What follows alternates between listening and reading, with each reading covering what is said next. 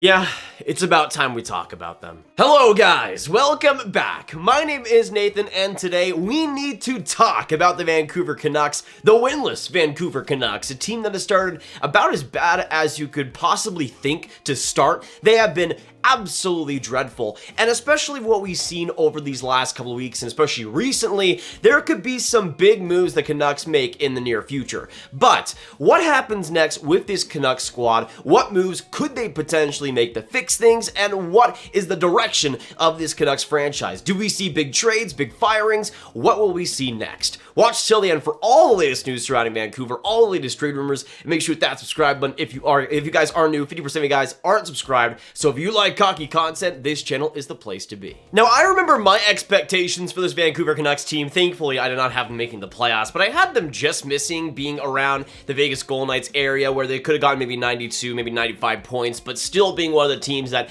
is in the hunt to the very end, but isn't able to make the playoffs, which obviously, considering the season and how long it is, could still be the case. But it just feels like for this Canucks team, the roster, the entire situation, the entire franchise just feels broken in so many ways, and especially off the ice. It feels like with players like JT Miller, Bo Horvat, and specific players on that roster, it just feels like there has been no happiness there, no joy whatsoever being with this Canucks team, and to me that's kind of sprinkled and kind of dripped down the rest of the roster and their performances too. In all honesty, I don't think the Canucks, in terms of the forwards and defense, have been the worst team in the league. I think some of that struggle is because of how bad Thatcher Demko has been, but at the same time, this Canucks team has been horrible, and you look at the standings and you see Boston, Vegas, Pittsburgh, Dallas as the top teams. You have to go all the way down to number 32, where Vancouver in 7 games has an 0-5-2 record.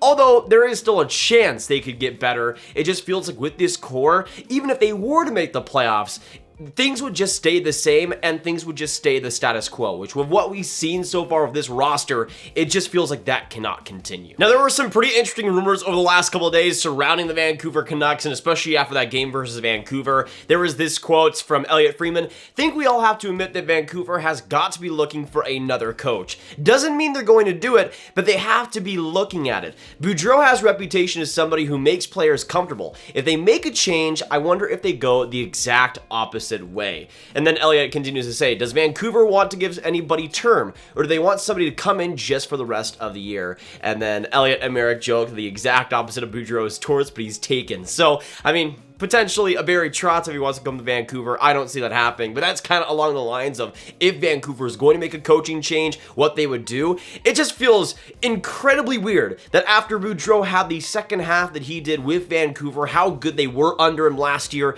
that you would immediately be thinking of a change. But that's how crazy this Canucks situation is. Even though I didn't expect them to make the playoffs, I still saw them being decent enough where Boudreau's job wasn't really in question whatsoever, but we've seen so many parts of this Canucks team that have been just slightly mismanaged, and although I would stick with Boudreau if I had the choice, I don't blame the Canucks if they go in that direction. Now, another interesting situation with this Canucks team is also Nils Hoglander, who of course was sent down to the AHL, which to me is just extremely misfortunate, and also kind of just tells you how weird the Canucks have been over these past couple of years. Had a great rookie season under Travis Green, but when Bruce Boudreau was brought in, it feels like he was especially the player that was just in the doghouse immediately, and his production definitely came along that same way. And Frank Cervelli mentions that the Canes' ask for Hoglander was a potential Bear and Hoglander deal.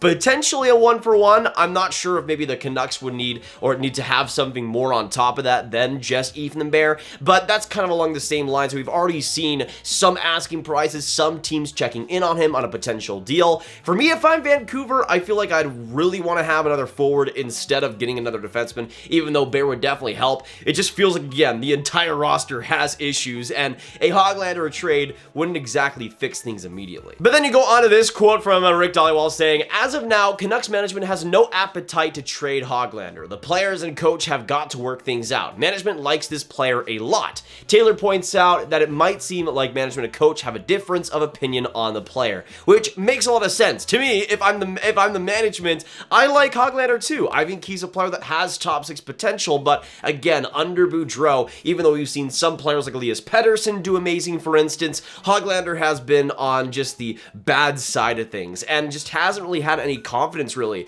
in the Bruce Boudreau era, which I think is an extremely unfortunate thing, especially with how much the Canucks need depth, especially on the scoring side of things. Hoglander not working out is really bad for them. And then, of course, there was this quote by Elliotte Friedman as well: "If there is a year for Vancouver to tank, it's this one because it's Connor Bedard." If I ran the Canucks right now, I would be sitting there and saying, do we just mail this in and go for Bedard? And that's a very fun quote to think about, because obviously with the Canucks being last place and having potentially the best odds at hometown kid Connor Bedard, I mean, you go to this quote as well from Thomas Drance. "Connor Bedard told me this summer that he cried for a week after the 2011 Stanley Cup final." And to me, if I'm Vancouver, the solution is obvious. I go for a complete rebuild. If I was set in this situation for the Canucks, I would go, maybe not full rebuild, maybe not like a 5-year plan, but I'd retool at the very least to be able to maximize the potential of players like Pettersson and Hughes and everybody.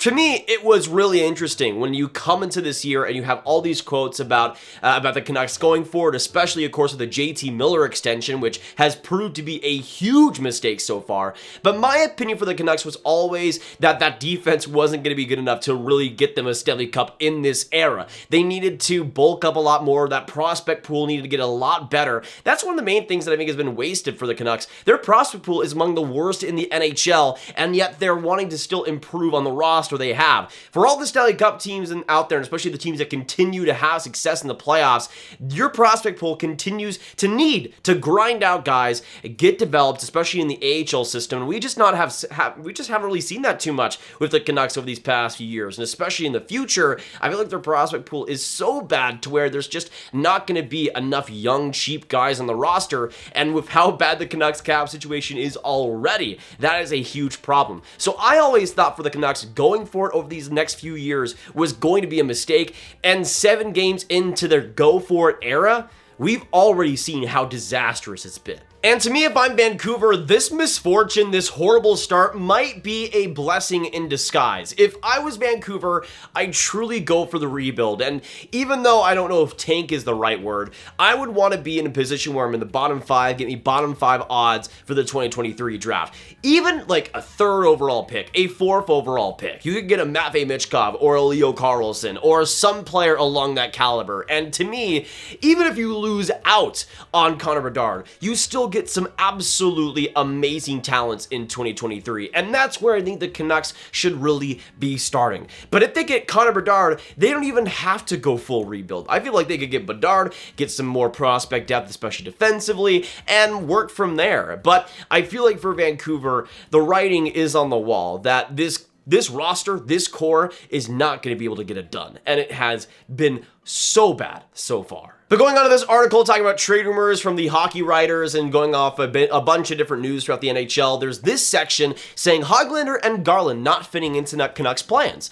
During the Sekeres and Price show, Rick Dhaliwal discussed the futures of Conor Garland and Nils Hoglander under head coach Bruce Boudreau, noting that both have wound up in Bruce's doghouse this week. He isn't sure what their future is if Boudreau remains coach. Neither is the biggest guy in the world, and Matt Sekeres said during the show. Dreger mentioned to us on Wednesday that he would not be surprised if it just doesn't work out with Conor Garland. As far as being able to trade Garland goes, the host noted that the term of the deal is a potential problem. But Price said, not many contracts begin with a 4 though, Matt, as much as it's basically 5. Not many contracts begin with a 4. I think he'd have trade value. They also noted his 5-on-5 numbers and said there are teams that would have time for him on their roster. Also, the Canucks defenseman Quinn Hughes, who missed last night's game versus the Buffalo Sabres, is still considered day-to-day, and he would eventually be out for a couple weeks as the Canucks would confirm things. So you get even more rumors for more potential core pieces of the roster. I mean, so far, that OEL and Garland deal is about it's looking so bad So horrible. And even though at some points Garland has fit well with this Canucks roster, he's also one of those players that, like a lot of the other forwards, can be inconsistent at times. But Garland especially faces those type of problems. But he's another player that it feels like almost since they acquired him, immediately he was in trade rumors about potentially getting dealt somewhere else. And to me, it just feels like another situation, another player that they brought in that didn't really have much of a plan for, and it just has not worked out at all. And it's interesting when you look at the lineup for the Vancouver Canucks, and in a lot of ways, it just does not feel like, even on paper, that there's enough to really go off of. And I think how good offensively JT Miller was in the second half and throughout last year, and how good, of course, Thatcher Demko was last year, there were a lot of points to where Vancouver was kind of getting shielded from some major problems on the roster. But you look at things, and I mean, Elliotte, who has 1 assist in 4 games so far with the Canucks, has looked absolutely invisible. He got that big contract in the offseason, which I always thought was a pretty risky bet, especially considering how bad the Canucks defense was. But you look at problems like Vasily Podkolzin not really living up to the hype so far this year. Nils Hoglander being in the AHL, but of course him not being all too great this year either. Conor Garland being nothing special. Even though you have some highlights, like I think Kuzmenko has played pretty well. Pettersson's still been fantastic. You also have players like Tanner Pearson, Curtis Lazar, just a lot of guys that feel invisible. And then of course you go on to that defense, which now without Quinn Hughes, it's just egregious. I mean, OEL has been awful this year. Tyler Myers was injured for a couple of games, was brought back, hasn't been all too special. But you got, of course, Jack Rathbone playing on the middle pair. Kyle Burrows has been solid so far, but that's really just a lone bright spot. I mean, you just look at the roster, and especially when you consider